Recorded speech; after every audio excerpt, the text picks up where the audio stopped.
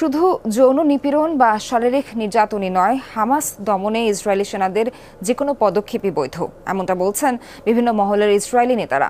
আলোচিত স্টিভ তিমান কারাগারে বন্দি ফিলিস্তিনি নারীকে গণধর্ষণের ঘটনার পরই এমন বিস্ফোরক মন্তব্য করা হয়, যা নিয়ে বিশ্বজুড়ে উঠেছে তীব্র সমালোচনার ঝড়।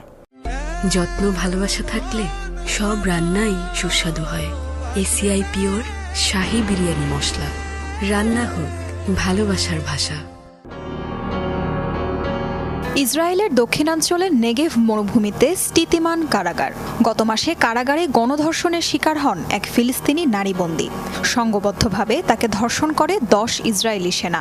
সে সময় তারাই স্টিতিমান কারাগারের নিরাপত্তার দায়িত্বে ছিল। পুরো বিষয়টি হয়তো চাপাই পড়ে যেত, কিন্তু বিপত্তি ঘটে কারাগারের সেই কক্ষের সিসিটিভি ফুটেজ প্রকাশিত হলে। এরপরই আন্তর্জাতিক মহলে উঠে তীব্র নিন্দার ঝড়। দ্রুত দোষীদের আইনের আওতায় আনার দাবি জানায় বিক্ষুব্ধরা। আলোচনার সমালোচনার জেরে 29 জুলাই ধর্ষণে জড়িত 10 সেনাকে আটকও করা হয়, তবে দ্রুতই তাদের ছেড়ে দেয় নেতানিয়াহু প্রশাসন।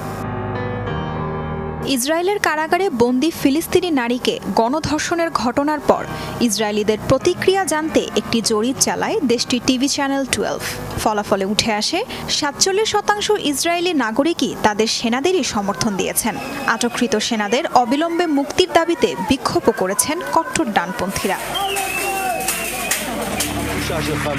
ছাড়া পাওয়া এক ইসরায়েলি সেনার সাক্ষাৎকারও নেয় চ্যানেল 14। পুরো সাক্ষাৎকারেই নিজেদের সাফাই গেয়েছেন তিনি।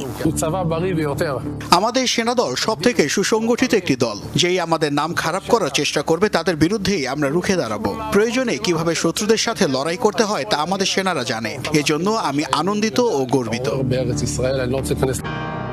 কারাগারের গোপন কক্ষের ভিডিও কেন করা হলো এবং তা কিভাবে ভাইরাল হলো এ নিয়ে সামাজিক যোগাযোগ মাধ্যম এক্সে ক্ষোভ ঝেড়েছেন ইসরায়েলের অর্থমন্ত্রী বেসালিল স্মোত্রিক। সবার আগে কারা এই ভিডিও গণমাধ্যমের কাছে পাঠিয়েছে তা খুঁজে বের করতে হবে। আমি নিশ্চিত ইসরায়েলের ভাবমূর্তি নষ্ট করতেই এই কাজ করা হয়েছে। ইসরায়েলি সেনাদের পক্ষে মতামত দিয়েছেন ইসরায়েলের জাতীয় নিরাপত্তা মন্ত্রী বেন গাভির সহ অনেকেই। ইসরায়েলের সুরক্ষা নিশ্চিতে যে কোনো পদক্ষেপ, এমনকি গণধর্ষণও করা যেতে পারে। দেশের সাহসী যোদ্ধাদের এভাবে আটকে রাখা সত্যিই লজ্জাজনক। কেউ যদি হামাসের সদস্য হয় তবে তার বিরুদ্ধে সব ব্যবস্থা নেওয়া যাবে, সব ব্যবস্থা। ইসরায়েলি কারাগারে বন্দি ফিলিস্তিনি নারীদের যৌন নিপীড়ন নতুন কোনো ঘটনা নয়। দিনের পর দিন সেখানে পাশবিক নির্যাতনের শিকার হচ্ছেন হাজারো নারী বন্দী।